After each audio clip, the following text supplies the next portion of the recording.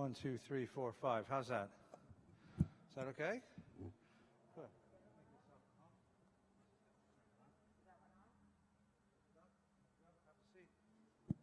So good evening. This is, it's good to see you in person. You have no idea. This is sort of a strange thing. I haven't had an in-person audience for a long time, an in-person congregation. So good evening to those who are here and to those who are watching online. I'm Rabbi Ed Feinstein, and this is ILOVEVBS Shalom, live online for those who are watching on Facebook and YouTube, and for the wonderful people who have come tonight.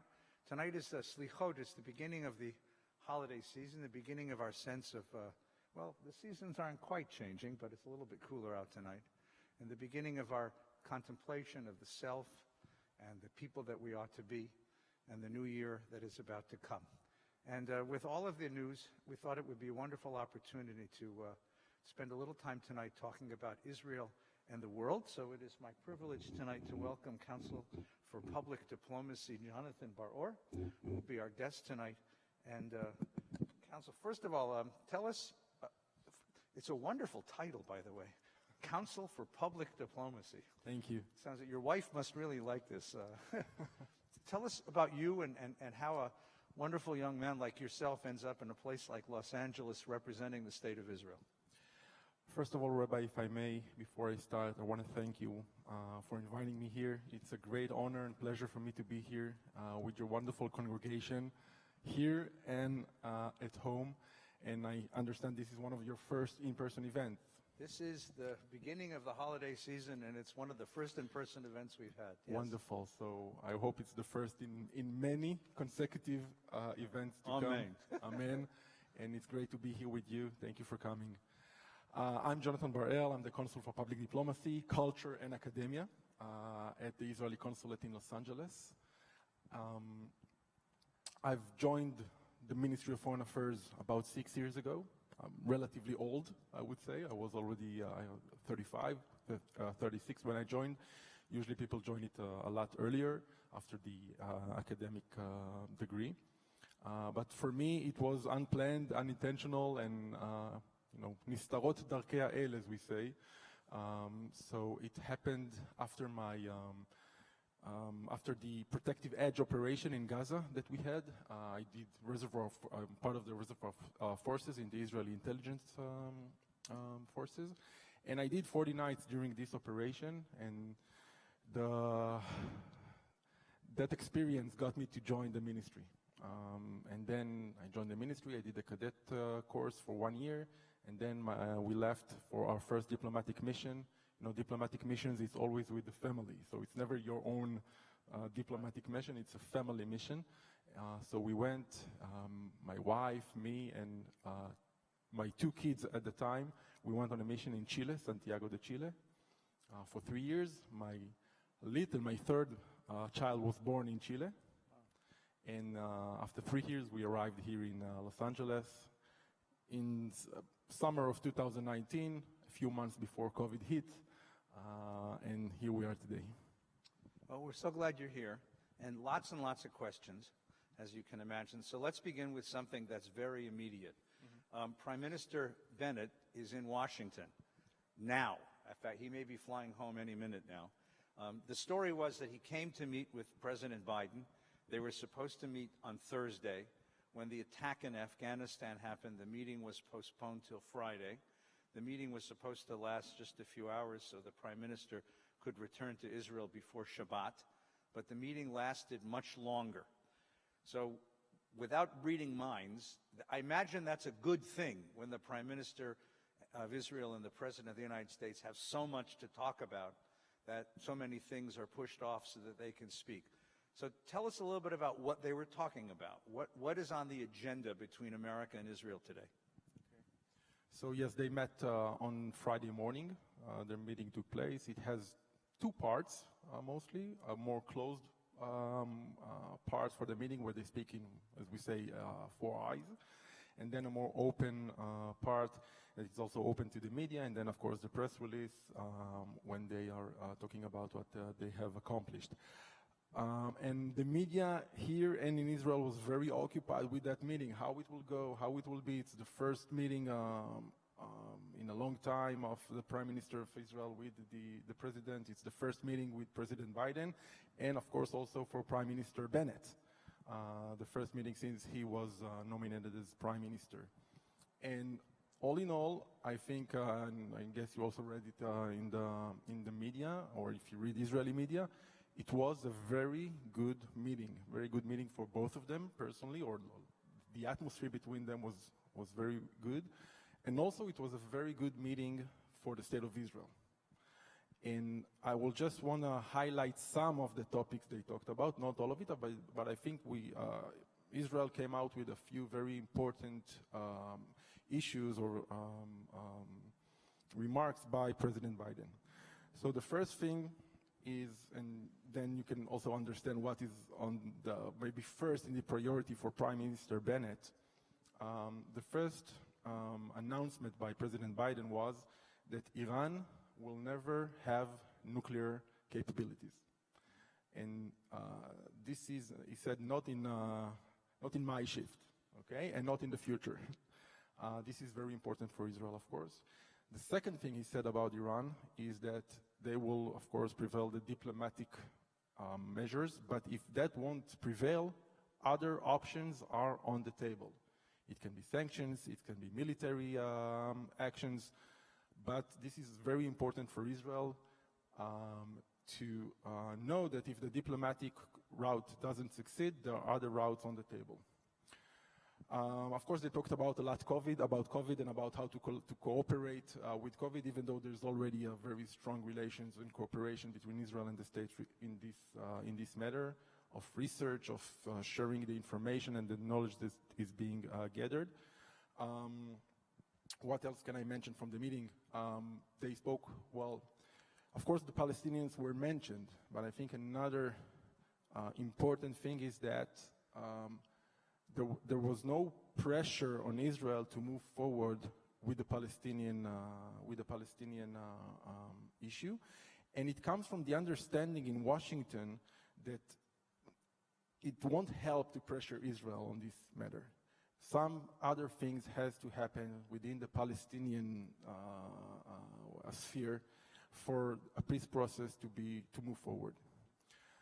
They also spoke about, of course, about the Abraham Accords and the mutual understanding that we want to expand these accords, not only with the 4 Arab states that Israel already signed the agreement with, but also to find new opportunities and new countries to sign such peace agreements with. Also, it is very important. And of course, another thing that is important is the statement by President Biden that the United States will renew the Iron Dome missiles reservoir for Israel as, I would say, part of the ironclad support of Israel's right to defend itself and its citizens. All right, can everybody hear okay? You having a little hard time hearing? Yeah, all right, we'll slow down. Let me just, when Alana comes back, we'll ask her to make, there's an adjustment to the sound that we can do, so might be a little bit helpful. Let's take a couple of these one at a time and go back over them, if that would be okay. Let's begin with Iran. So you were a captain in the Israeli Air Force in the intelligence service, which leads me to believe that you probably know a lot of things that most of us would prefer not to know. So let's begin. How close is Iran to a nuclear weapon?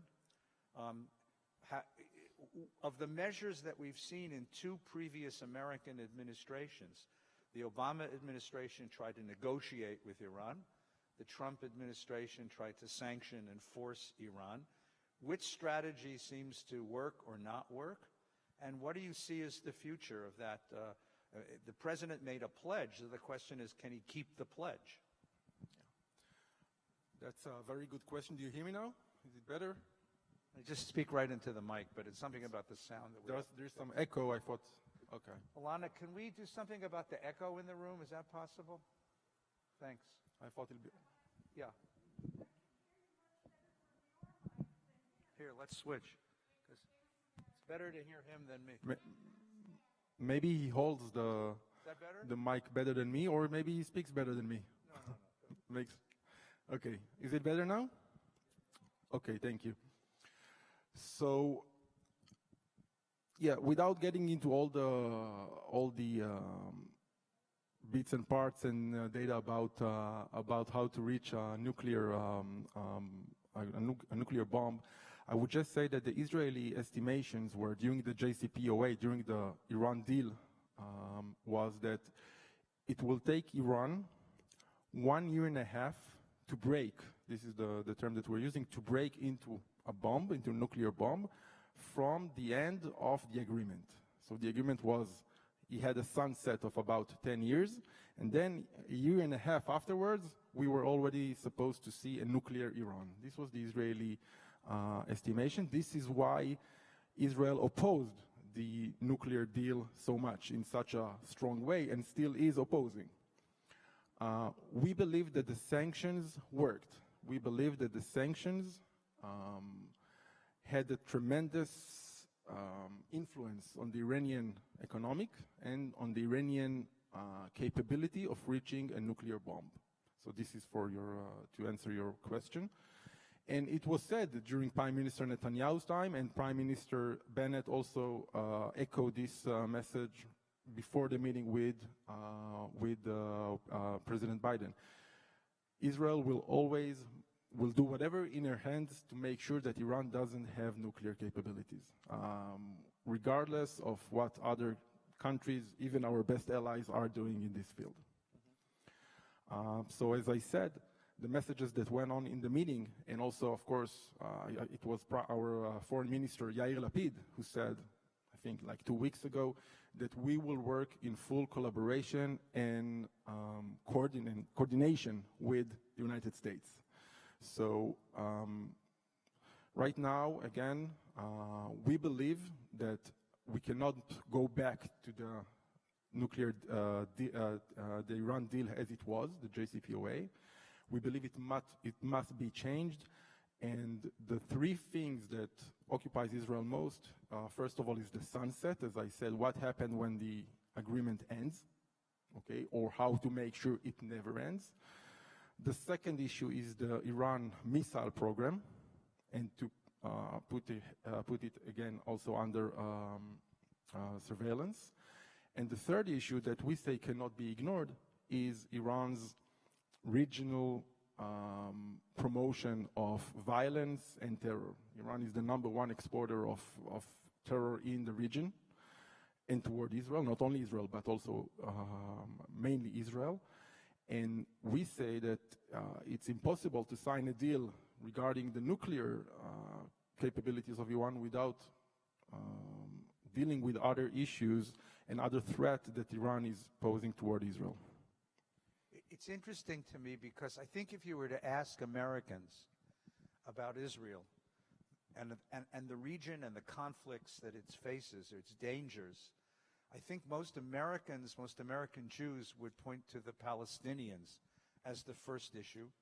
But it seems both from your comments about the Prime Minister's meeting with the President and what you just said, that from an Israeli standpoint, Iran is a much bigger issue, a much bigger threat to the future of Israel than anything that might come from Palestinians. I would even say, I totally agree with what you just said, and I think it's very interesting to see how Israelis see it and how the American jury and American allies and Israeli allies and friends sees it. Yes, and the short answer is yes. The only external existential threat toward the state of Israel is Iran, the only one. And when we talk about Iran, but we have to understand that Iran is working a lot through proxies. The most known one is Hezbollah in Lebanon and now also in Syria, okay, who is backed and funded by Iran.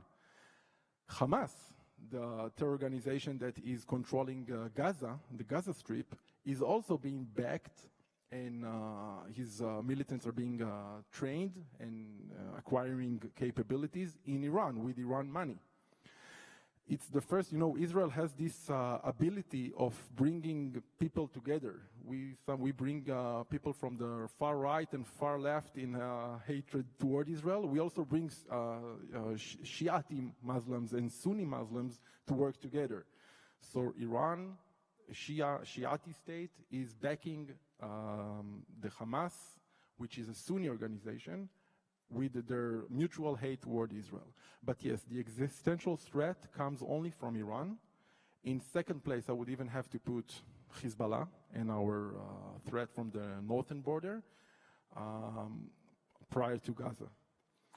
Before Gaza, and that might surprise you, but before Gaza, I would even bring the internal conflicts that the Israeli society is facing as more dangerous to Israel than the Palestinians.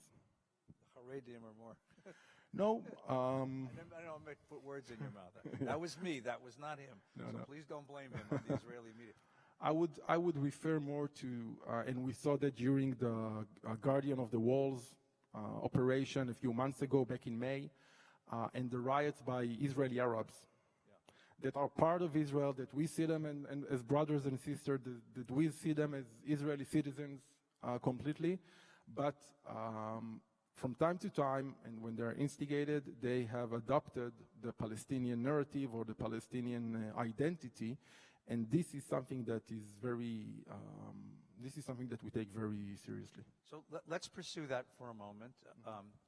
You served in Gaza in the previous conflict. The conflict this last time, it stirred up a great deal of controversy here in America and around the world. And the question is, how long can Israel manage a conflict without ever solving it? It's a very good question. I'm not sure I have the answer for it, but I think that we see this repetition of we have a military operation or a full-on violent cycle, as we call it, with Gaza, with Hamas. And then we have a few years of silence, or relatively silent. And then we start to see again what we call a drop of missiles toward Israel, tiftuf, as it was rain, okay? So we see a drop of missiles, and then Israel will retaliate, and then sometimes it will go to the next violent cycle, sometimes it will de-escalate. And yes, this is our reality for quite some time. I think, we had the same with Lebanon, and after the Second Lebanon War back in 2006, since then, the northern border has been relatively quiet. So there's a dispute in Israel, a debate, how should we work, how should we handle, how should we manage the conflict with Hamas? If we cannot solve it, should we hit harder in order to prolong or to extend the gap of the time gaps between each violent cycle, or should we work to some sort of normalization with Hamas? Basically, Israel is trying to do both. To work for normalization with Hamas, to make it harder for him to start a violent cycle, but also when such a violent cycle starts, to hit as hard as we can and as smart and intelligently as we can in order to prevent and to make it harder for Hamas to start another one in the near future. Just today, we are seeing again Hamas is using, or for his own internal reasons, has been starting to provoke the atmosphere again, and the tension is rising right now in the Gaza Strip. What do they get out of that? What does Hamas earn by provoking a response from Israel that's going to be terribly violent? That's a great question, and I asked it a lot when I had media interviews and I did some speaks with audiences during Guardian of the Walls back in May. And I asked my audiences, what do you think is Hamas' cause? Does he think he can topple Israel? Does he think he can conquer Israel? Does he think that his missiles can kill, 100,000 Israelis in order for Israel to surrender? We all understand that this will never happen. And I think to answer this question, we first have to understand why is Hamas starting these cycles of violence. He knows Israel will retaliate. He knows our military quantitative edges in comparison to his. And the reason is, and this is something very frustrating, that we are only playing our role or our part in an internal Palestinian issue or conflict. The reason Hamas started the attacks in May when he launched 6 missiles toward Jerusalem was an internal Palestinian conflict that Hamas has with the Palestinian Authority. I know that in the media it was portrayed as and Hamas's answer to Israel's eviction of Palestinians from Jerusalem. This is not true. This is completely not true. What happened back in the time is that there were supposed to be elections in the Palestinian Authority. Abu Mazen authorized these elections. The first, Abu Mazen was elected in 2006 for 4 years term, and he's ending his 15th year of this term. So there weren't any elections in the Palestinian Authority for ages. And there were supposed to be elections in June. But back in May, Abu Mazen, the Palestinian president, canceled the elections. He canceled the elections because he understood that Hamas is going to win and take over the West Bank, Judea and Samaria. Hamas also understood it, and he saw that opportunity to start this cycle of violence with Israel in order to portray himself as the ruler not only of Gaza, which he already is, but also of the West Bank, of Judea and Samaria, and the Palestinian Authority in a whole. And he wanted to do it through elections, and once he wasn't able to do so, he chose to do that with attacking Israel because of Jerusalem. It was the first time that Hamas attacked Israel because of something that has nothing to do with the Gaza Strip or the situation of the Palestinians in Gaza, rather than what happened in Jerusalem and what they saw as Israel trying to change the status quo in Jerusalem. So he wanted to brand himself as the protector of Jerusalem and the protector of the entire Palestinian people. This is the first reason why he started this cycle. The second one is, let's put ourselves in the eyes of Hamas, okay? They see Israel is progressing all the time, economically, geopolitically, military, you name it. They see other Arab states that are terminating the year-long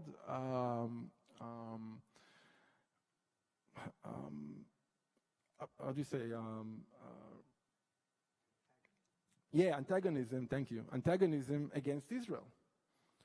They see 4 Arab countries signing peace accords, fully recognized, full normalization with Israel. Put yourself in the eyes of Hamas. This is, for them, this is a betrayal. They feel that they are being left alone. They had door-to-door support from the Arab world until that moment. And then they see that there's a new president at the White House in Washington. President Biden just came to power after 4 years of Trump that for them were horrific. And they hoped that the Palestinian issue will be, once again, will be on the table as priority, but it wasn't. So what other tools do they have?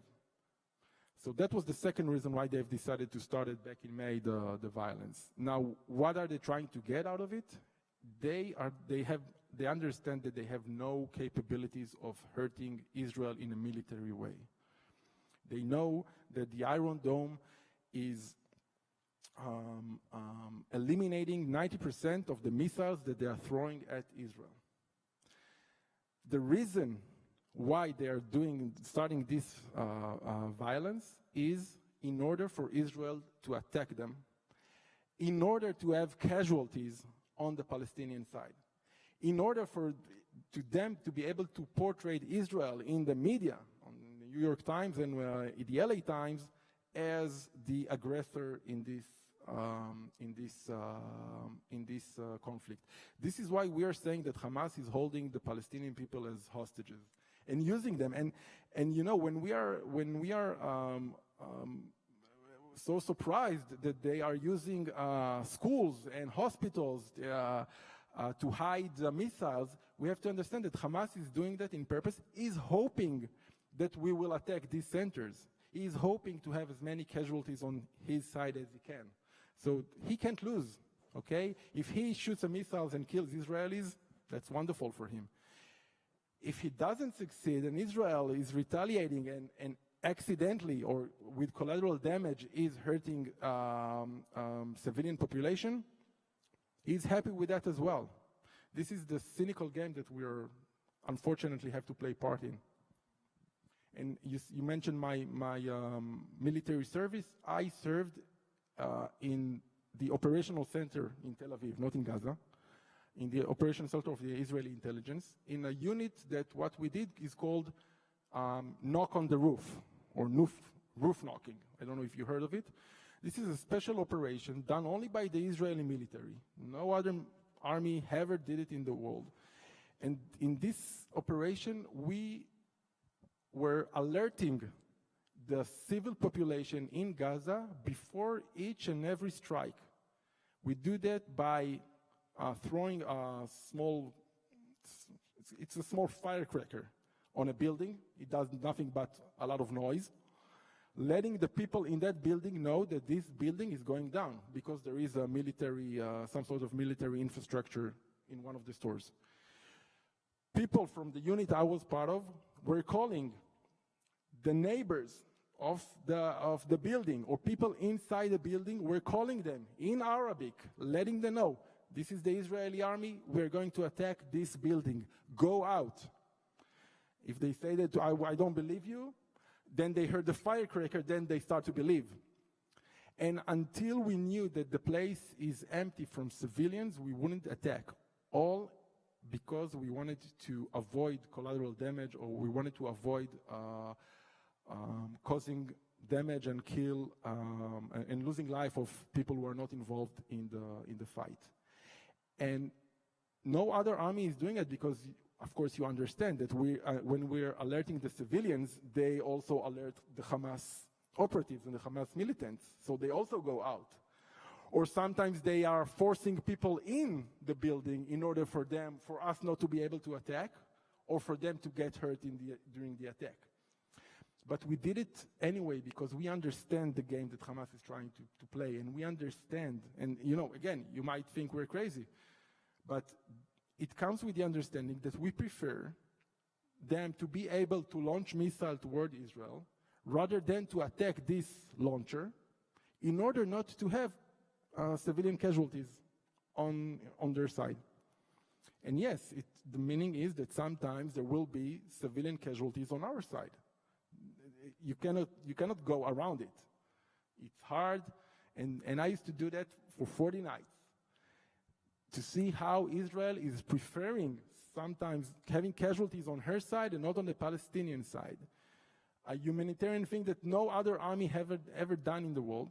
And then, in the morning, because we usually do this at night, in the morning I went home to rest a bit, and I opened TV.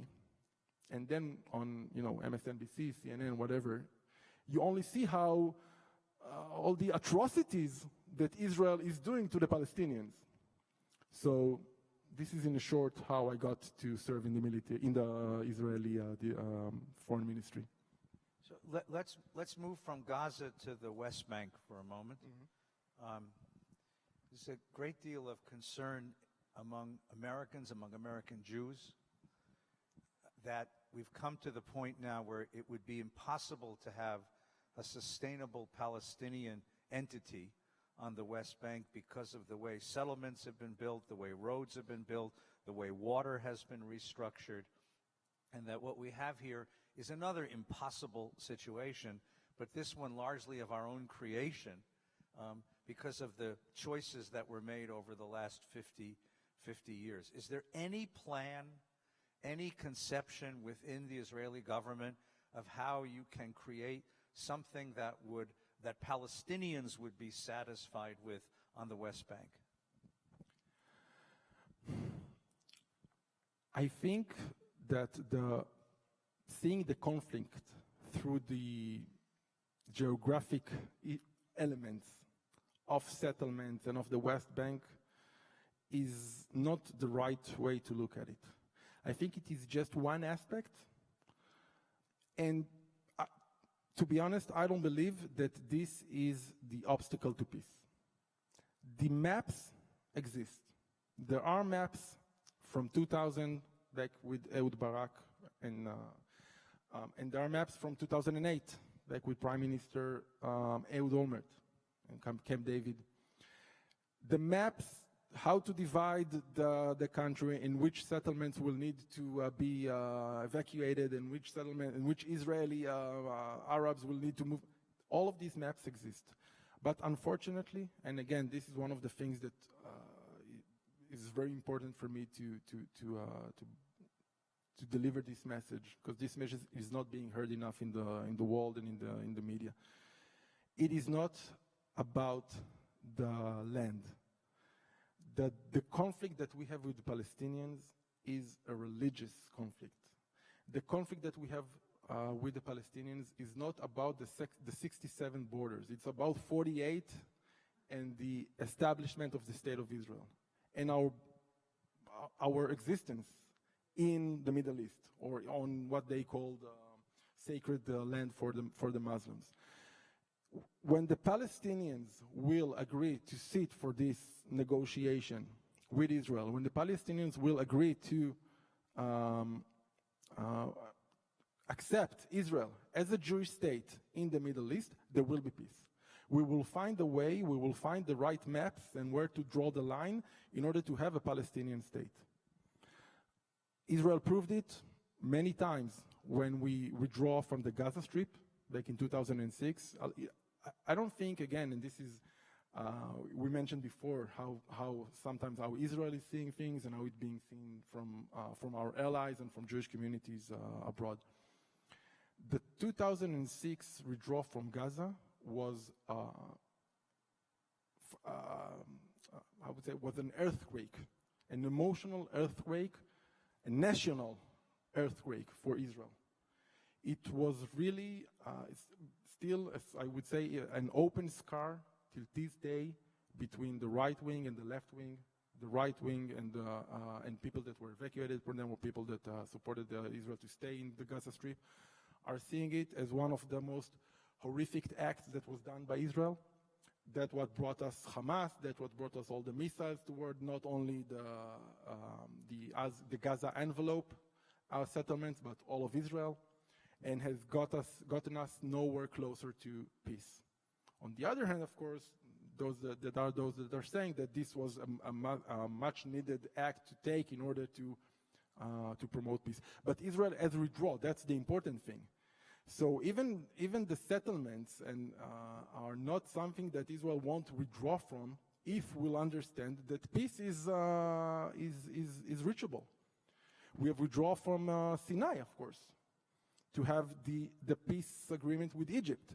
So Israel has proven more than once in her history that we are willing to make these sacrifices. Even again, it's not something to be taken lightly.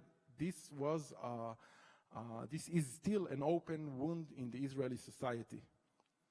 But we've proven that we're capable of doing it.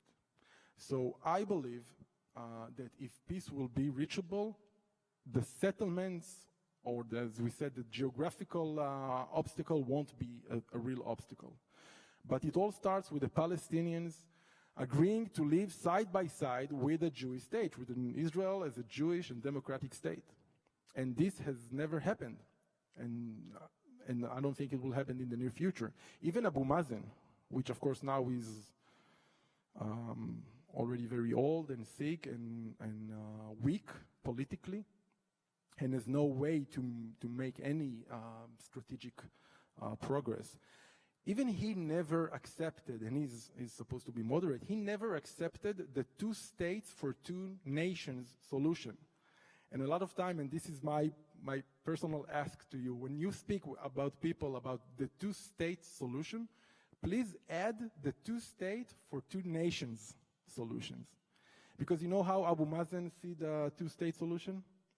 He's in favor of the two-state solution. A Palestinian state living side by side with all of her citizen states. He will never say the phrase Jewish or Israel as a Jewish state. And what is Israel as all of her citizen state? A state that has agreed for the right of return of all the Palestinians. All 5 million Palestinian refugees that are listed today. I don't know, not all of them may be alive, but more than 3-4 million Palestinian refugees. We all understand that if they all go back to Israel, not to the Palestinian state, to Israel, to the all-over citizen state, it stops to exist as a Jewish state. And this is, as I see it, the real obstacle for peace. The rejectionism of Palestinians to accept Israel as a Jewish state. And their tool, the way they're the phrase that they're using is the right of return.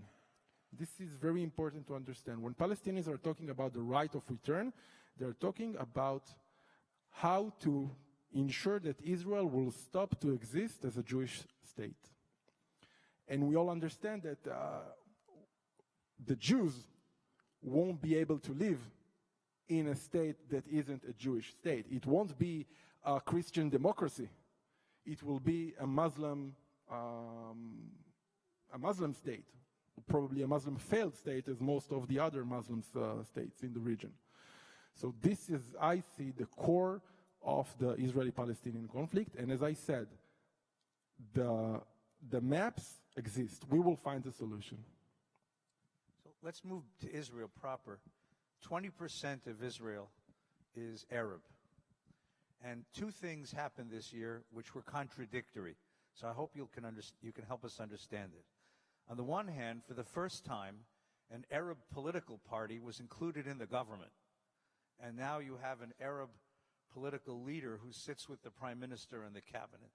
And on the other side, you had riots in Israeli Arab towns against the Israeli government and in support of Hamas and the war that was going on. So what's going on in the Israeli Arab community tonight? These are great questions. Israeli Arabs make up almost 2 million of Israel population. And they are full citizens of Israel. But yes, we have a lot of, I would say, challenges with their national identity, or them feeling that they can be part of the Israeli state.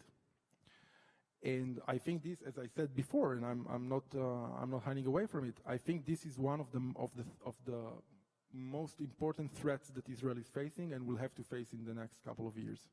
And you said it right. We are now in a historical moment. For the first time in history, we have an Arab party that is part of the coalition, that is part of the power in Israel, part of the government. And it never happened before, not because Israel or the Israeli or the Jewish parties didn't want to. It didn't happen because the Arab parties never wanted to be part of the Israeli government. And for the first time, one Arab party agreed to do so. It's just one party out of 4 Arab parties. They have 4 members of Knesset, members of parliament. But this is an historical change. By the way, of course, there are Arab parliament members in other parties as well, in the Avodah, in the Knesset, even in the Likud party. Okay, but this is the first time that an Arab party is joining the coalition as a party. And I can only say that I hope that this trend will prevail on the other trend that you described. And you know, there's a lot of cynicism around politics always. And the critics will say that they only joined the government, that it is a tactic change and not a strategic change. That they're only doing that in order to get more funds for their people, or they're only doing it in order to be able to have more power, because you know how the Israeli government is working. They must have 61 votes, the majority out of 120 members of Knesset. And these 4 fingers of 4 Arab party members can make or break the government at any given moment. So they can threaten Prime Minister Bennett that if you won't do whatever they want, they will bring the government down. So the cynicals will say that they only did it in order to have more power. But I don't see it like this, because I know there was also they got a lot of criticism within the Arab street about this shift, about this transition and entering the government. And they're paying a political price for this as well. And as I see it, for the first time, they said, yes, we support our Palestinian brothers, but we see ourselves as Israelis. We want to take care of the Israeli Arabs. If you go to the streets and you ask Israeli Arabs, they will, in closed room, they will obviously prefer to be part of the Israeli Jewish state. But yes, we understand they have also their national identity, or they see themselves part of the Arab world as well. And this is something that we will have to take under consideration for the future. In the end, the number of people that were actively engaged in the riots during Operation Guardian of the Walls is small. We can talk about 1,000, 2,000 people. It is not the majority of the Arab population in Israel, and this is important to understand. And it's also important for us and for Israelis to understand that, because there was a lot of frustration in Israel within the Jewish population about how the Arabs and the Arab leaders acted during that operation. So this is definitely one of the challenges that Israel is facing. I have about 25 more questions, and we have about 15 more minutes. So let me ask you one more, and then in case any of you have anything you want to ask the Council. Let's move for a moment from Israel to America. One of your portfolios, as you mentioned, is public diplomacy, culture, and academics. Let's talk about academics for a minute. If there's one place in America where Israel is truly threatened, it's on college campuses. On many college campuses, the very word Zionism is identified with everything evil in the world: racism, hatred, militarism, imperialism. And it's even difficult for Jewish kids, not just Jewish kids, any kids, to stand up and support Israel. It makes them a target. We in America, we have some ideas about why this has happened and what to do about it. But I'm interested from an Israeli standpoint, because those young people on college campuses are tomorrow's America's voters. And how does the Israeli government, how do Israelis look upon that phenomenon, and what are they planning to do about it? So if we talked until now about the physical threats toward Israel, I think you now move to the more spiritual, or the threat toward Israel, which is the BDS and the delegitimization campaign that is being held against Israel. And maybe the main battlefield of this campaign is on campuses throughout the United States and other countries. So first of all, yes, definitely this is one of the, as I see it, one of the most important issues that Israel has to deal with. It is not very known in Israel I'm not talking about the government, of course, I'm talking to the general population, the magnitude of the phenomena on campuses. But having said that, I must say that after dealing, and Chile is also a very interesting test case for the BDS movement in general, but also, of course, here in the West Coast, I think that there is a glass limit on this threat and how it can hurt Israel. So I think we still have to take this under some sort of proportion. But yes, I'm not taking in any way lightheaded. And I think what we have to understand is that this delegitimization campaign against Israel is not, I would say, a legitimate criticism toward Israel. And this is the message that we're trying to transfer. I don't think that every kid on campus is anti-Semite, okay? I do believe that the movement, the BDS movement and the delegitimization campaign is starting or is coming from an anti-Semite origin. And yes, we have to work together with the youth in order for them to understand what we are fighting for. I think, for example, that we are doing a mistake with the terms. You mentioned the term Zionist. People today are glad and proud to be Zionist. But I think that we're doing a mistake, because what is Zionist? Here I guess we all know, right? It's the belief in the right of Israel for self-determination. Self-determination. Sorry, and in the Jewish homeland, okay, in the historical Jewish homeland. So basically, if you tell people, "Are you a Zionist?" they might say, "Yeah, no, I'm an anti-Zionist, etc." But if you tell them, "Do you believe in the right of Israel to exist?" I think the answer should be different. And this is what we're talking about. And a lot of them are being misled. You know, when I go to campuses, and we have some demonstration on the consulate, and when they're chanting from the river to the sea, Palestine will be free. Okay, and these are youngsters and college students. I don't want to believe that they understand what they're chanting. Okay, because what they're chanting is the annihilation of the state of Israel and the Jews that lives in it. So I don't think that, what I want to say is that I think that what Israel has to do and what our allies and the American jury has to do is to have a lot of faith in this struggle, and it is a struggle, and to understand that it is being led by anti-Semites and people who just don't want to see the state of Israel where we are.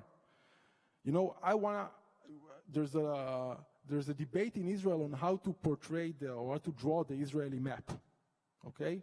With the Gaza Strip, without the Gaza Strip, with the West Bank, without the West Bank, with the Golan Heights, without the Golan Heights, right? You know what I'm talking about.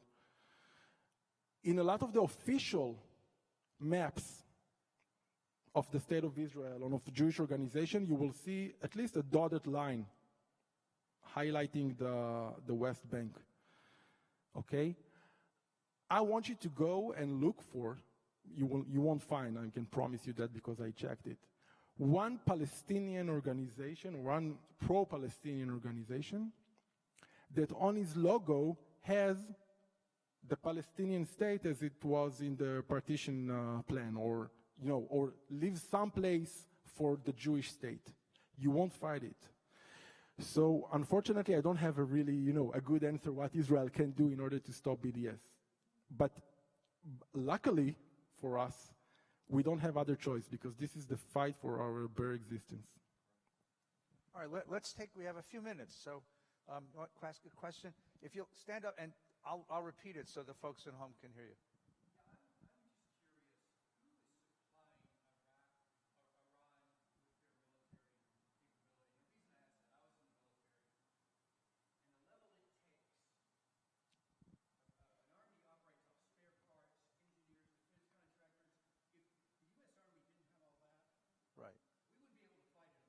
Okay, thanks. Iran? Question is, I want to repeat the question so folks at home can hear you. The question is, who is supplying military capability to the Iranians? Because an army requires a constant flow of spare parts, munitions, and other kinds of supplies. Who's supplying that to Iran? Thank you. So the answer is Russia, China, and also Iran. In contrary to all Arab states, has pretty good R&D capabilities. Iran as a country is one of the most successful countries in technology, in Arab countries with technology and military R&D, but most of her equipment comes from Russia and China. Good. Thank you. Yeah, Jay. Pull the mask down so we can hear you, and I'll repeat the question.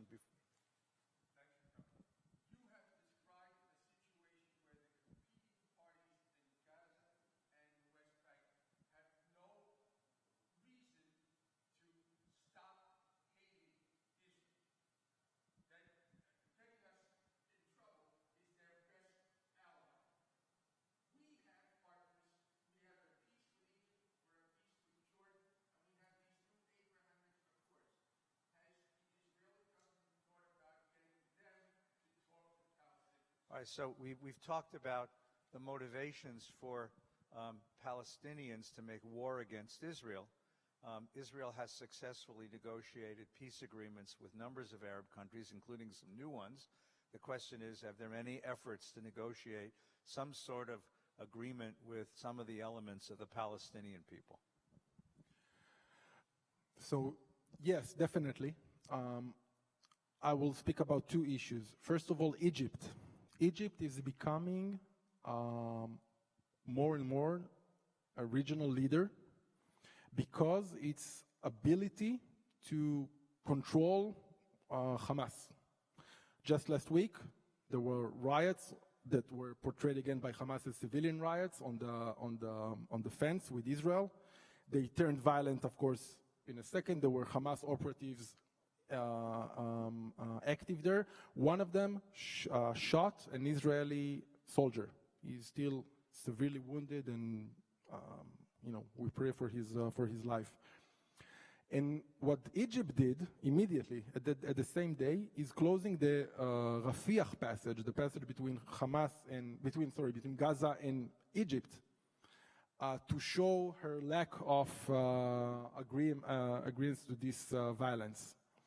So Egypt is today a very important mediator with Hamas. And of course that the Abraham Accords, the importance of the Abraham Accords, the accords that we recently signed, we are now commemorating 1 year since the agreement with UAE that was the first. The importance, we didn't speak about them much, so I'll just say a few words. The importance is huge, is historical, and it's strategic importance.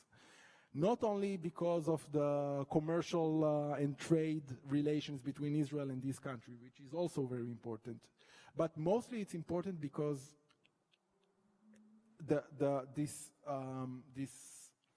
circle of support that the Palestinian knew that they automatically have from the Arab state doesn't exist anymore. It exists, of course, from some other states. And even the UAE, of course, will sometimes may condemn Israel for something that Israel will do. But this automatically approval of everything that the Palestinian is doing, and Israel is always on the wrong side, this has changed dramatically in this last year. So directly and indirectly, there's a lot of influence on the Palestinians from the Arab world and the new countries that have joined the Circle of Peace. Another question? Anyone have a last question? So let me ask you just one last question, if that's and we've probed you on all sorts of issues of diplomacy and security and other kinds of things. Let's talk about people. You have brothers and sisters? I have 4 brothers and sisters. You have cousins? I have a lot of friends cousins. in Israel? I have a lot of friends, yes. Okay, your friends in Israel who are living there, raising children, raising families, living day to day. They're going to go home tonight, as we have, after prayers. What are they hoping for in this new year? What are the prayers of an Israeli family tonight? I guess it's an interesting question. I guess the first they'll pray for their health. As all of us, we are very occupied with the COVID. And they will pray for peace. They will pray for normalcy. They will pray for Israel to be just another state. We really want to open the media and not to hear about Israel. That's all we want. We want, and when I'm talking about peace, I'm talking about eating hummus in Damascus. If you'll ask an Israeli, the average Joe in Israel, what's his vision of peace, it's eating hummus in Damascus. And more than 170,000 Israelis already ate hummus in Abu Dhabi and Dubai since the signing of the agreement. We really seek this, acceptance and really warm peace with our neighbors. I guess this is what this is what I pray for. Well, from people who eat hummus in Los Angeles, we offer you our blessings. You should eat hummus in Damascus this year, or at least safely in Tel Aviv and Haifa and Yerushalayim. Thank you to Counsel General Jonathan. Thank you so much. Thank you for being Rabbi. with us. Thank you for sharing this with us. If everyone would stand up, we're going to complete our evening with a little Havdalah and then change the Torah mantles, and then we're going to have a little snack and come back for our Selichot prayers. If you're with people who are potted with you or safe, then you're welcome to put your arms about them and join us. And Cantor, if you'll bring me the Havdalah set, it's right over there. And thank you all for being part of this tonight. It's a big experiment, our first service back in person. It's a great deal. Thank you. Here we have a table, which will make life a lot easier for those of us who are balancing candles and wine. Thank you. Oh, that's beautiful. Yeah, but first we'll do Havdalah. We'll do for Havdalah, then we'll do Torah man. No, just leave him on. It's okay. Seitchem l'shalom, malachei ha-shalom, malachei elyon. Mi melech malachei amlachim, kadosh baruch hu. Seitchem l'shalom, malachei ha-shalom, malachei elyon. Mi melech malachei amlachim hakadosh baruch hu. Ay ay lay lay lay, ay lay lay lay lay lay lay, ay lay lay, ay lay lay lay lay.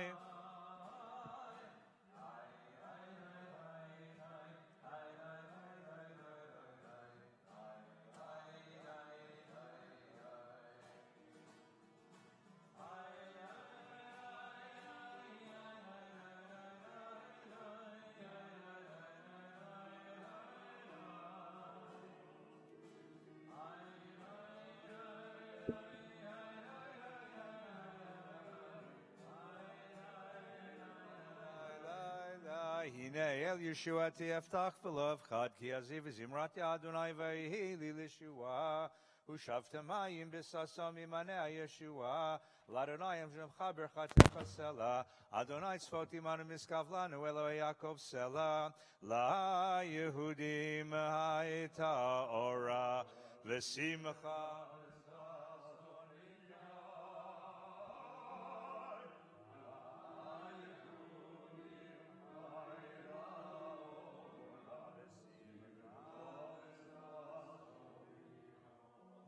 Lanu kos Yeshuot esau v'shem Adonai ekra.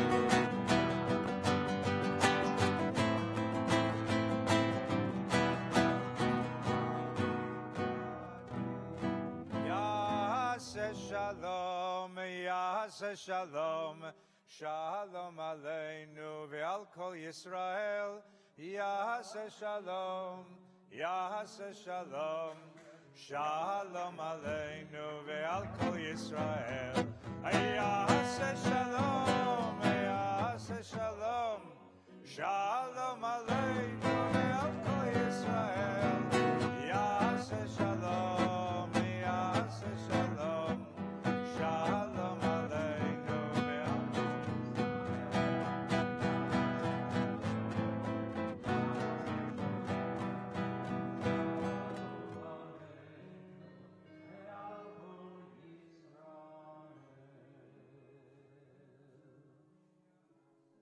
Ya'aseh shalom,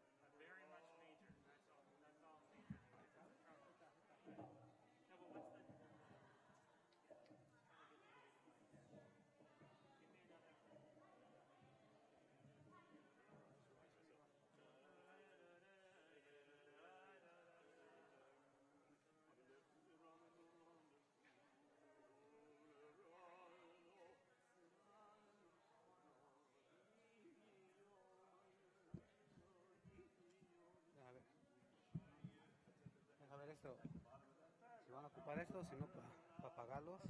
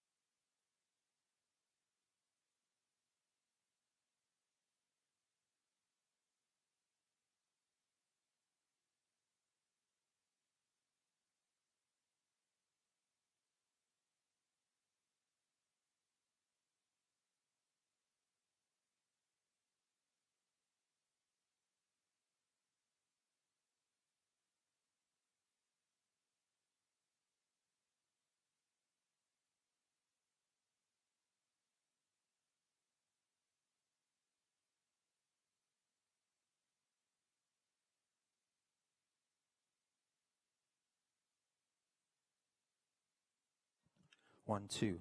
1, 2, 3, 4. 1, 2. These mics are coming out, but not those mics. Check 1, 2. 1, 2, 3, 4. 1, 2. 1, 2, 3, 4. So Herschel, I'm going to give you one of these. And, well, we'll share as much as possible. Okay. Phil, should I take this one out? No, Just one. Can you hear it? 1, 2. 1, 2, 3. Well, this mic is come. Herschel. You hear that one? Herschel. Those mics are going only through the monitors, and these are going through the front. So we actually need two microphones. No, don't take that one away, Herschel. Don't take it out? No, because you won't hear yourself. Okay. So you actually need. I'll use this one over here. All right, so I'll put this one here. And this one. So you're gonna have to sing in both at the same time. Test one. No, it's not. Is this good? And you guys, I don't know. Yeah. Now this one is, the sound is almost off. 1, 2, 3, Can you make 4. it a little louder? Now the sound went down. Check 1, 2. That's enough. You need more louder. It was louder when he was talking. Test 1, 2. No, it's very weak You now. have to get right on it, Herschel. Okay, let's yeah, try. right on it. So you have to be at both Test mics. 1, 2. No, it's not. I'm right on it. See, this one I can hear because of this. Now this one, you Do you can't know turn how to it up. raise it, Rigo? Yeah, don't get feedback. I can manage with this one, but This is insane. yeah, it's too bad that this is happening. You said it, and then later it's not working. Something is. It needs a better, obviously better system. So here's a question: is it more important for us to hear ourselves or for Rico? I'm talking into this mic that we're talking about, and so let's see if it works. Okay, if you can turn the sound. Okay, I'm talking in it. It's the same as before. Yeah.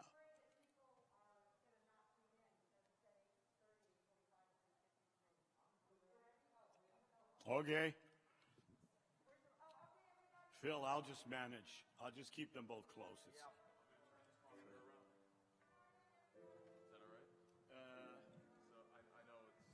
No, they can hear. They can hear. They can hear. You sure? Yeah. She just. Rico, can you hear back there? Okay, good. Okay. Hello. Oh, I can't. We're just setting up the slices here. It's in the. I don't know the The numbers. sound is ridiculous. We need a real sound. Oh yeah. Yeah, they're having microphone problems So that they're you'll trying be able to fix right this as we mic speak. you can hear out front. Our mics you can only hear through the monitor. So we turn Yeah, the Paul monitor is calling that they can't hear us good online. He's saying, yeah. It's Mickey But now it's better. Okay, he says now it's better. Thanks, Rico. Okay, thanks, Paul. Welcome to America. Thank you.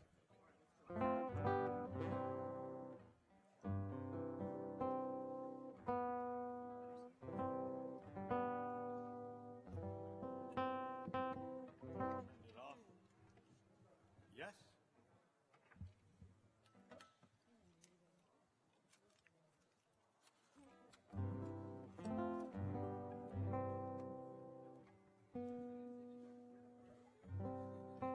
This is the prayer book. These are all the.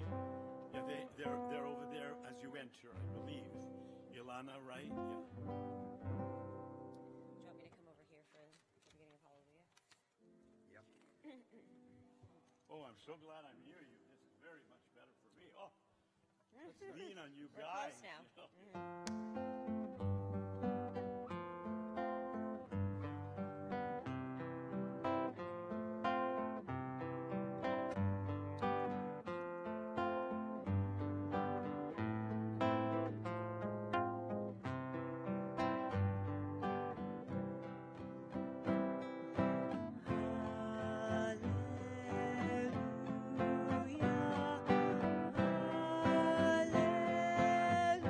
Hallelujah.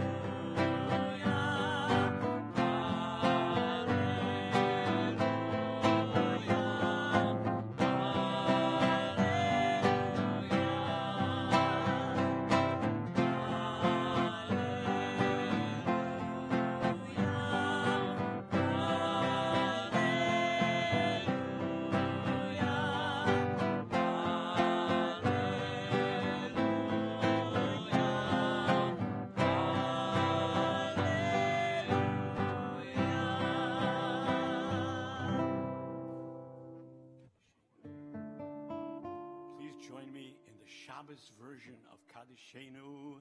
Yam bidi bim bum bye. Join me. Yam bidi bim bum bye. Yam bidi bim bum bye. Bye. Yam bum bum bum bye. That's it. Yam bidi bim bum bye. Yam bidi bim bum bye. Yam bidi bim bum bye. Bye. Yam bum bum bum bye. Kadeshenu.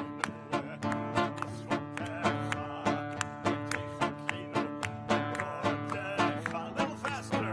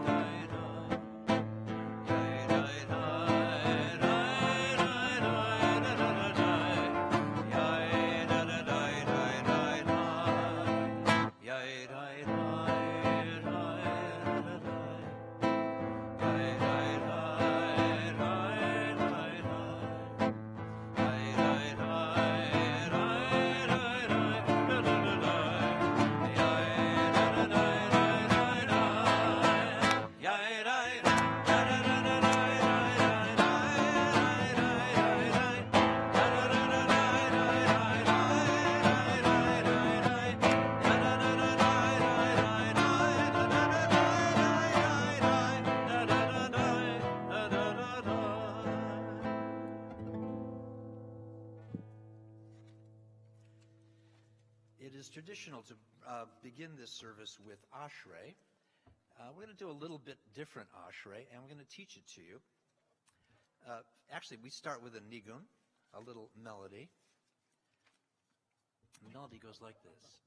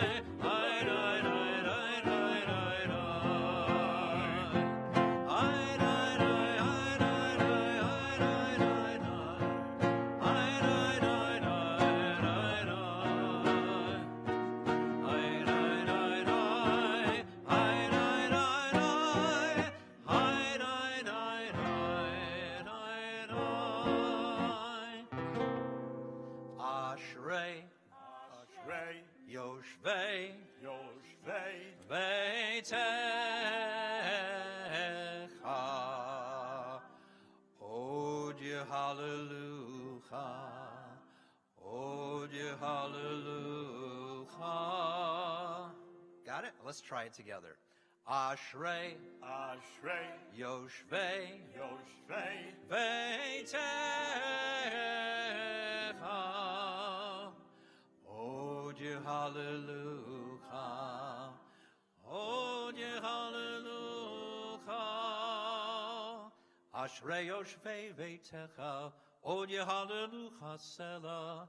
Ashrei ha'am shekacha lo. Ashrei ha'am she'Adonai Elohav. Ashrei Ashrei Yoshvei Yoshvei Beitecha. Od ye hallelujah. Od ye hallelujah.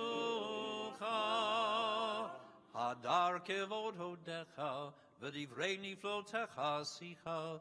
V'zuz norotecha yomeru. Uvdulatcha asaprena. Ashrei Ashrei Yoshvei Yoshvei Beitecha. Od ye hallelujah. Od ye hallelujah. Kavod malchutcha yomeru. Ugvuratcha yedaberu. Leodia livnei hadam gevurotav. Ukvod hadar malchuto. Ashrei Ashrei Yoshvei Yoshvei Beitecha. Od ye hallelujah. Od ye hallelujah. Poteach et yadecha umatzbiah lechol chai ratzon. Tzadik Adonai bechol derachav v'chasid bechol maasav. Ashrei Yoshvei Beitecha. Od ye hallelujah. Od ye hallelujah. Tehilat Adonai yidaber pi. Vivarei kol basar shem kodsho leolam va'ed. V'anachnu nevarech ya me'ata v'ad olam. Hallelujah. Ashrei Yoshvei Beitecha. Od ye hallelujah. Od ye hallelujah. Chatzi Kaddish. V'yin gadal V'yin gadash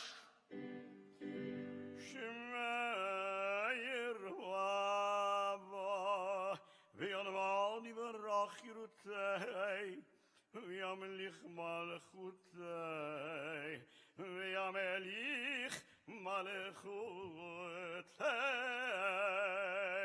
V'chayechon uvyom echon Uv'chayech dechol Beit Yisrael Uv'chayech dechol Beit Yisrael Bagala Bagala uvizman karib Uvizman karib Uvizman karib V'yimro Amen Yehi Shmei Rabba Mevorach Ve'adonai Almayo Yitzbarach Yirvaral v'yiraval v'yirvaval v'yidroam V'yidnazeh v'yidaraval v'yidaleh v'yidaraval Shmei dekudeshal Brichu Leila min kol biratav Shirata, Tushvechata v'nechemata, Damiran v'alma, Damiran v'alma, Imero. Amen.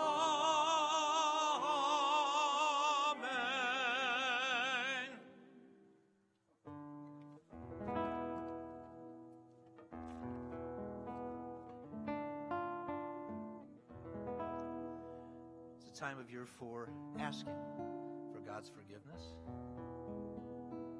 We've been doing it during the month of Elul, but tonight in particular, we ask for God's forgiveness. Slap lanu avinu ki chatanu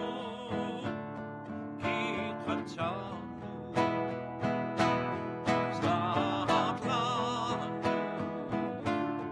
avinu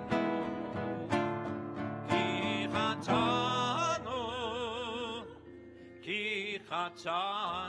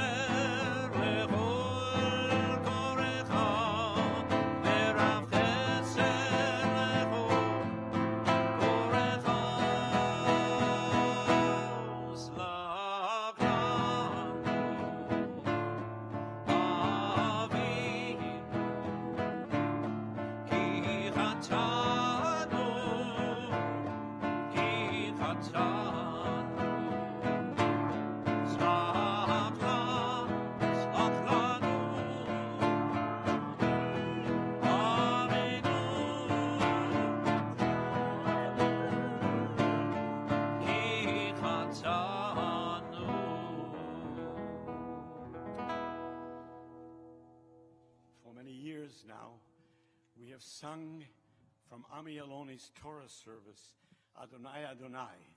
It became so popular, that's the pinnacle of success, that it has now become a congregational melody. And when I did it about 5 years ago in the summer in Montreal at Class Canada, they had it as one of the congregational traditional melodies. It said traditional. And I know Ami would have been happy to see that. So let's do it in the traditional way, just all of us doing it all 3 times. Adonai, Adonai, please rise. With me. Adonai, Adonai, El Rahum V'Chanun, Erech HaPoyim V'Rave Chesed V'Emet, Noter Chesed L'Alafim, Nosei Avon V'Afesha, V'Chatov V'Nagei. Adonai, Adonai, El Rahum V'Chanun, Erech HaPoyim V'Rave Chesed V'Emet, Noter Chesed L'Alafim, Nosei Avon V'Afesha, V'Chatov V'Nagei. Adonai, Adonai, El Rahum V'Chanun,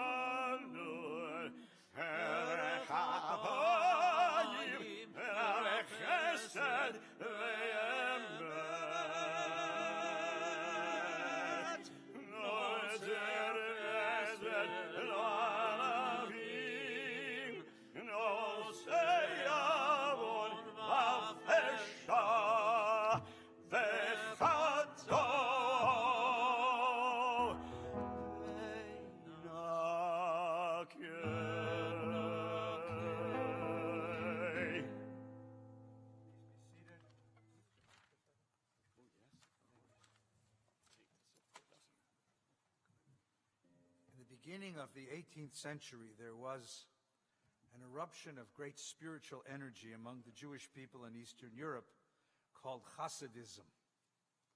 Now that Hasidism has a bare reflection in what you think of today as Hasidim, as these ultra-Orthodox fellows. That was a revolution against the religious formality that existed at the time. And it produced a remarkable set of personalities. The master of Hasidism, the founder, was the Baal Shem Tov, Israel ben Eliezer, who was a mystical genius, a man who lived with God as a presence all the time. His disciple, the Maggid of Mezrich, was a philosophical genius, was a rational thinker, but a powerful, expressive, and organized theologian. And his successor, Rabbi Nachman, was the great storyteller of the movement. But the most beloved of all of them was a Rebbe named Levi Yitzchak of Berditchev, who was known for his deep, deep love of his people. And the stories told of Rebbe Yitzchak of Berditchev that one high holidays, like this one, in the middle of the service, he rose, and when he stood up, the whole congregation stood up, because the Rebbe was going to make a word, the Rebbe was going to make a prayer, and he walked over to the ark. And the whole congregation was ready to join him in prayer. And Reb Levi began, and then he stopped, and he just stood there quietly, looking up. Just for minutes, and the whole congregation wondered what happened. And then he looked down and shook his head. And then after a few more minutes of standing there quietly, he smiled broadly and then began the prayer. So later, the Hasidim, his students, gathered around him and said, Reb Levi, what happened? What happened to your prayer?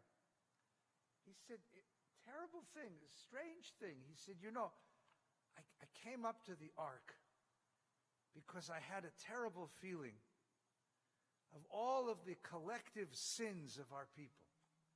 That there was so much transgression, so much sin, so much evil, so much brokenness.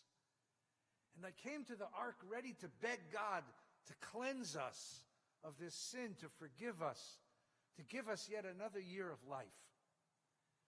And as I began to make that prayer, it occurred to me that it wasn't me who should ask God for forgiveness.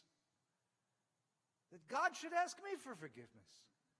Because look at the pain of my people. Look at their suffering.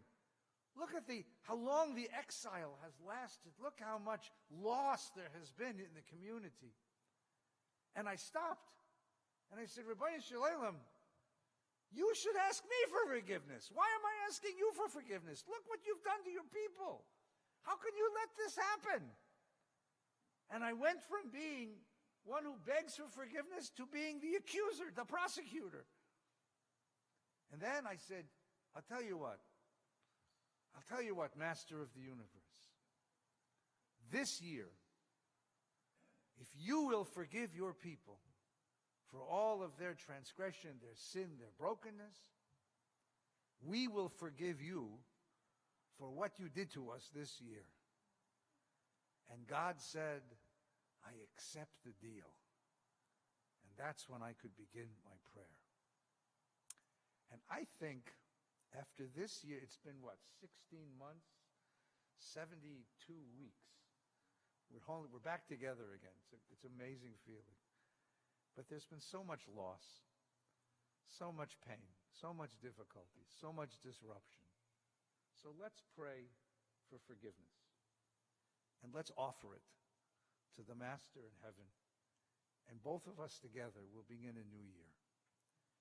This is a beautiful piyut, a beautiful poem that asks in heaven that our prayers might be accepted, and asks here on earth that we might hear the prayers of heaven and accept them. Lishmoa el harina ve'el hatfilah.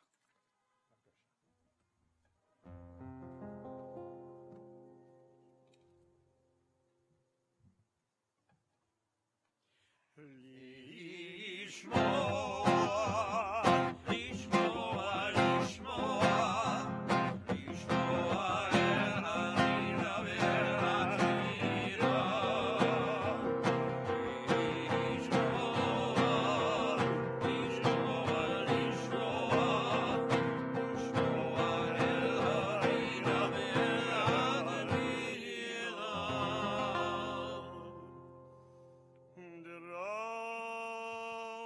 Ushna Dorsheka Midar Shawam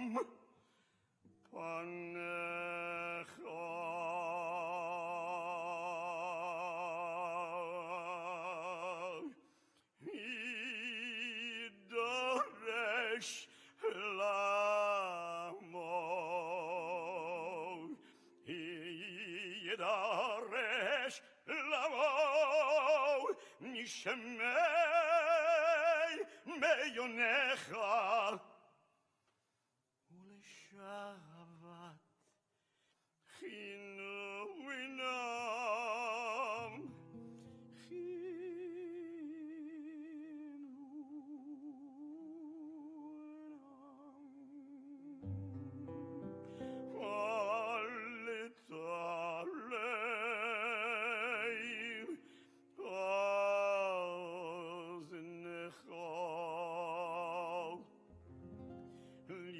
Shimoa Elorino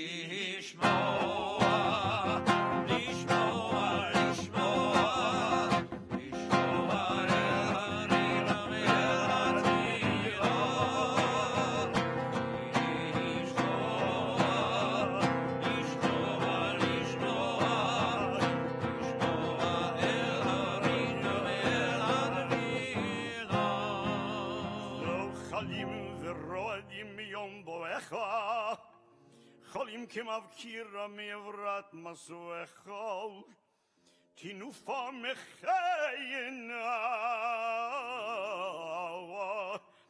v'yoravinu pelaecha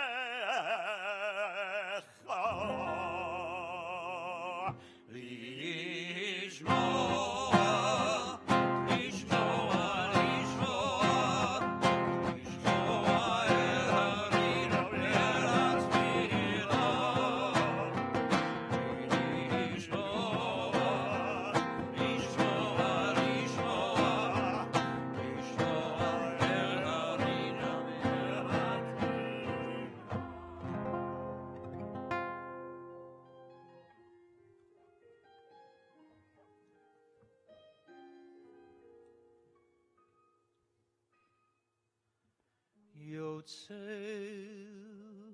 ata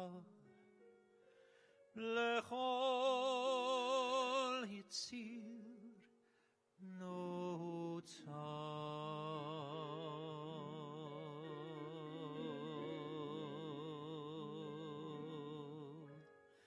Yotzer ata lechol hitzir notzar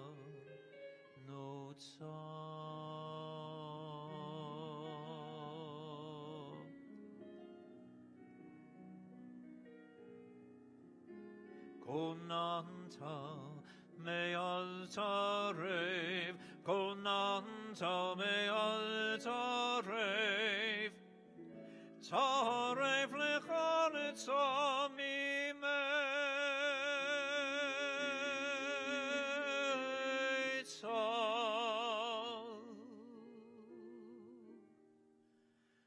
Yotzer ata lechol yitzir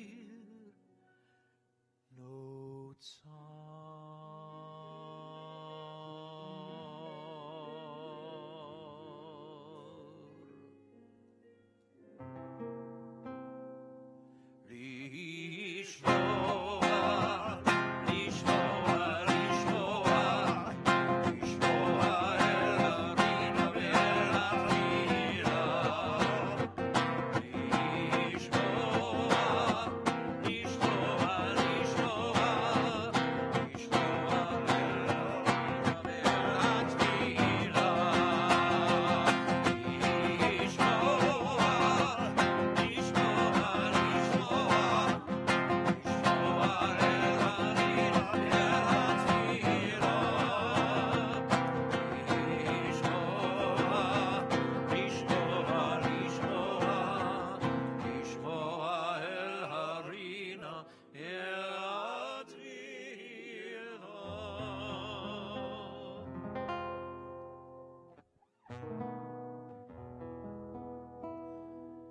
answer us. Aneinu Adonai, Aneinu. Aneinu Adonai, Aneinu. Aneinu Eloheinu, Aneinu.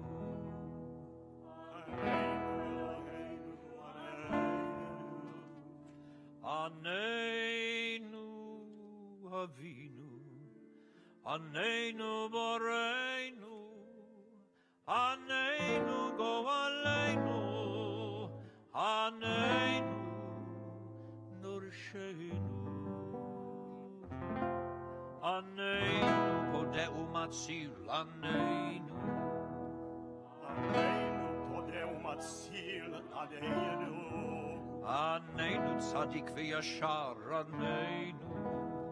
Aneinu Tzadik V'Yashar, Aneinu. Rachum V'Chanun, Elohei Avraham, Avir Yaakov, Onevei Tzatzara. Aneinu Adonai, Aneinu.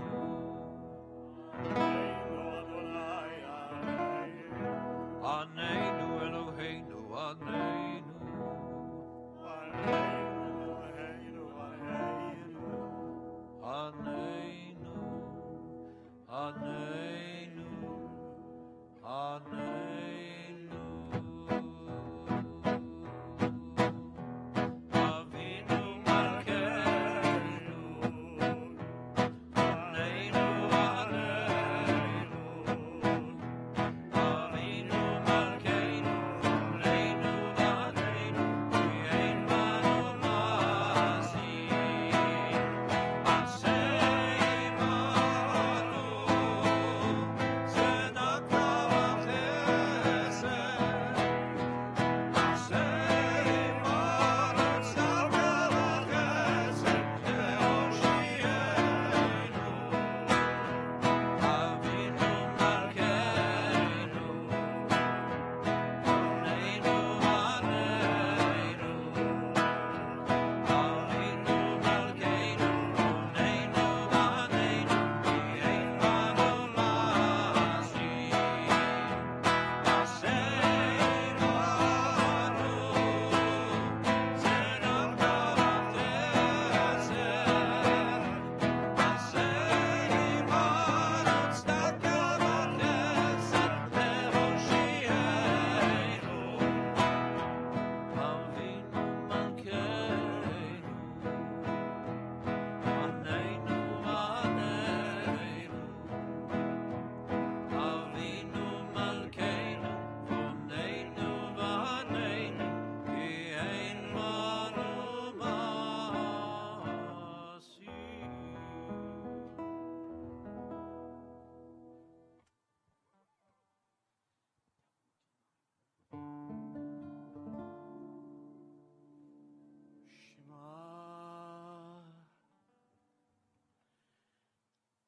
Shema Koleinu Adonai Eloheinu Hod Melachim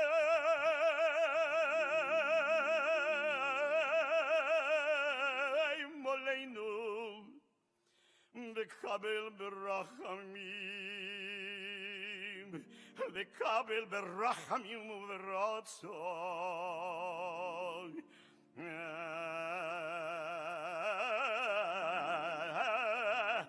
Tevilateinu Hashiveinu Adonai Elecha V'nashuva Hadesh Yomeinu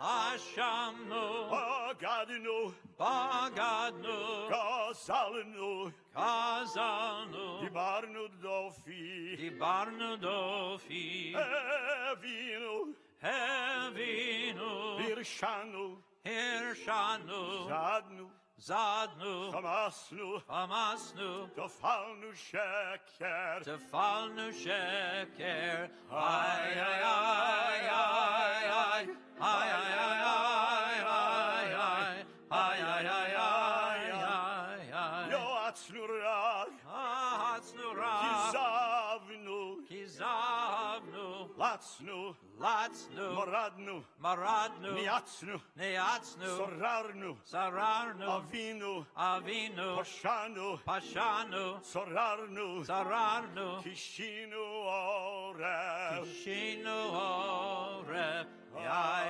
Rai, Rai, Rai, Rai, Rai, Rai, Roshanu, Rashanu, Tichatinu, Shikatnu, Yavnu, Teavnu, Hayinu, Tahinu, Titanu, Titanu, ay, ay, ay, ay, ay, ay, ay, ay, ay, ay, ay, ay, ay, ay, ay, ay.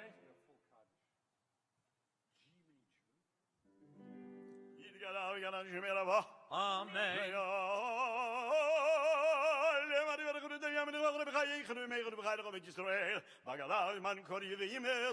Amen. Yehesh me Rabba mevorach, Eolam u'ol me'ol maya, Yitvarach. Vishtabach, Vitpoar, Vidramam Menaseh, Vitadar, Vitala, Vidal, Shemei de Kutsha. Brichu. Leila Miko Bechata, Leila Min Kol Bechata Vishirata, Tush Bechata Belechamada, Damiron Miol Mavimeru. Amen. Tirgabel,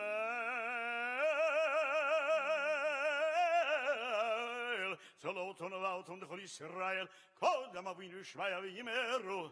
Amen. Yeshlam Rabba Min Shemaya Vechayim Oleinu Ve'al Kol Yisrael V'yimeru. Amen. C minor. Make it C. Oseh Shalom Nimrod. Oyas Shalom Aleinu. Ve'al Kol Yisrael. Ve'imru. Imru. Amen. Yaseh Shalom. Yaseh Shalom. Shalom Aleinu. Ve'al Kol Yisrael. Yaseh Shalom. Yaseh Shalom. Shalom Aleinu. Ve'al Kol Yisrael. Yaseh Shalom. Yaseh Shalom. Shalom Aleinu. Ve'al Kol Yisrael. Yaseh Shalom. Yaseh Shalom. Shalom Aleinu ve'al kol Yisrael. Yaseh Shalom. Yaseh Shalom. Shalom Aleinu ve'al kol Yisrael.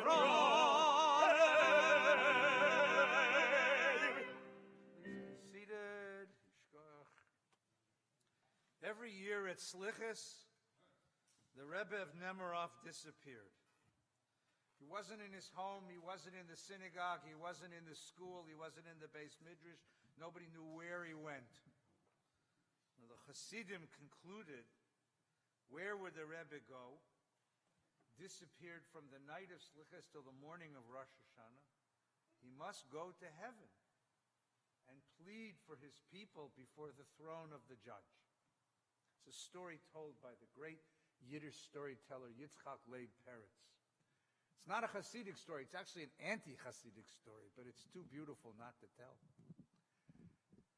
So the Hasidim of Nemirov believed that their Rebbe went to heaven, and they would tell this each year, and whenever he would disappear, this became a point of pride in the community.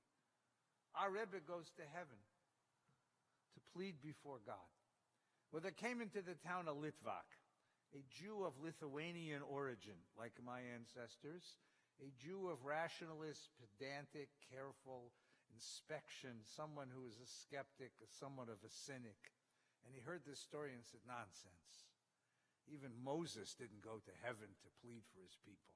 How can your Rebbe go there? They said, no, that's where he goes. So the Litvak decided he would find out. So on the night of Slichos, when everyone finished Havdalah, the Litvak, he snuck into the rabbi's house and hid under the rabbi's bed. Please don't try this at home. Believe me. And he waited to see where the Rebbe goes. And this is what he saw. That at midnight, when all of the Hasidim rose to come to the synagogue and recite their Selichot prayers, their penitential prayers for the new year, the Rebbe, he stayed in his house. And when the town was empty, because everyone was packed into the synagogue, the Rebbe got up from his bed, went to the closet, and took out the clothes of a lumberjack, not the clothes of a Rebbe. He put on a big coat and heavy boots, took an axe and a length of rope from the closet, and a big burlap bag, and went out into the forest. The Litvak stole after him, because only a Litvak can do, you know. The Rebbe found a tree in the forest that wasn't too big, and chops the tree down, and takes the tree and chops it into sticks, and wraps the sticks in the rope, and then goes to the outskirts of the village where there's a tiny hovel. And the Litvak stares into the window. The Rebbe bangs on the door, and a tiny voice inside says, "Who is there?" And in Russian, the Rebbe says, "It's Pavel." And she says, "I don't know from Pavel. I bring wood and food."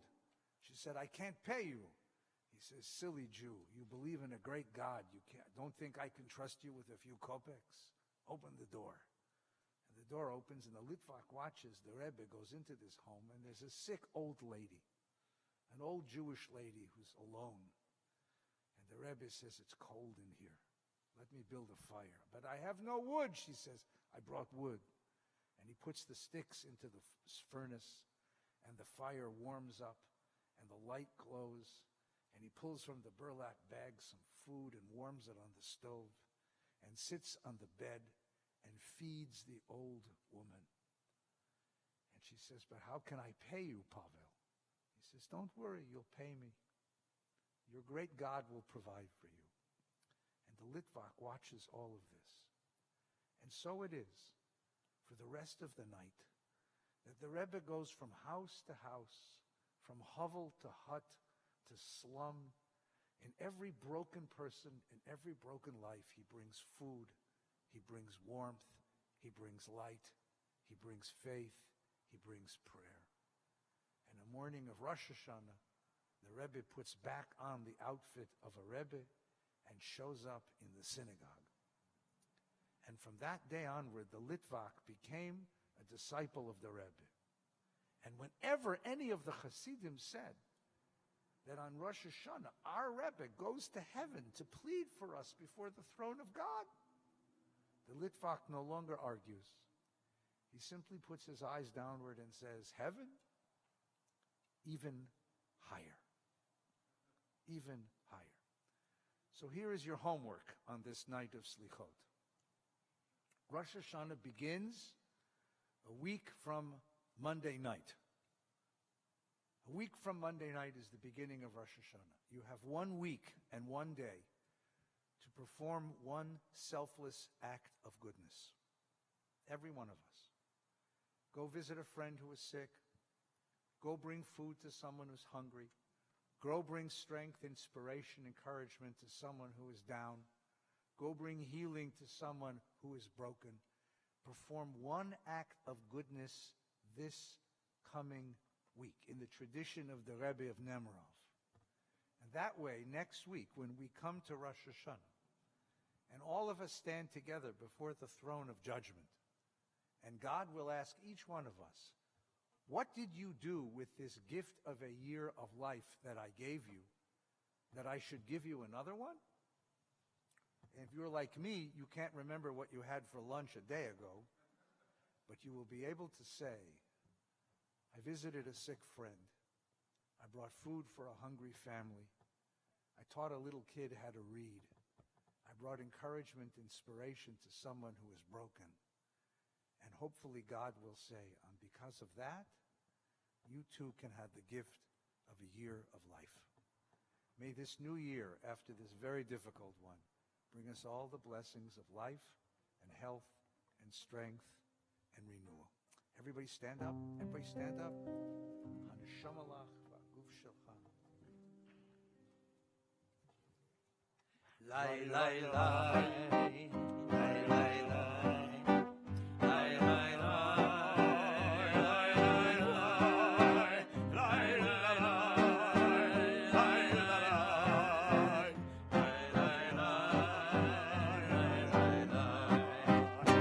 Lai, lai,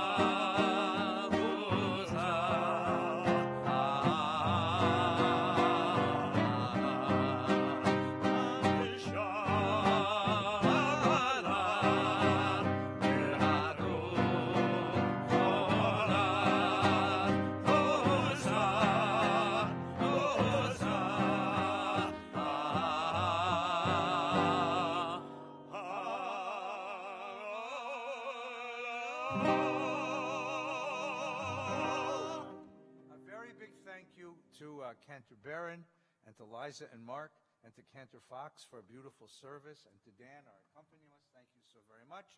A very big thank you to Alana Zimmerman, who put all of this evening together, all of it, including shopping for the ice cream. So thank you so very, very much.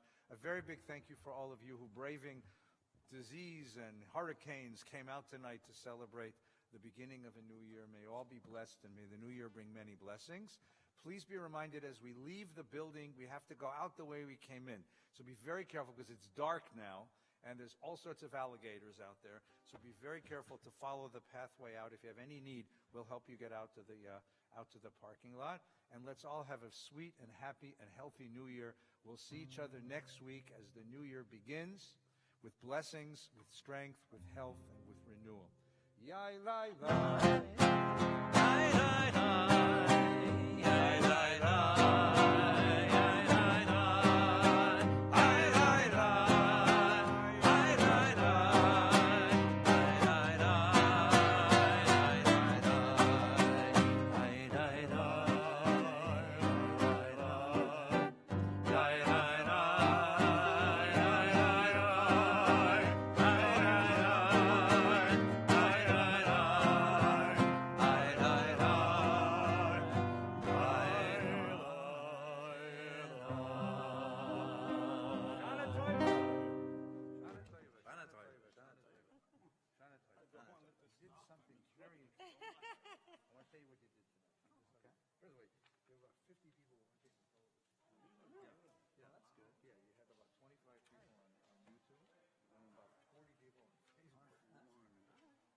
Something really wonderful tonight. You don't even know what you did. No, I know. This is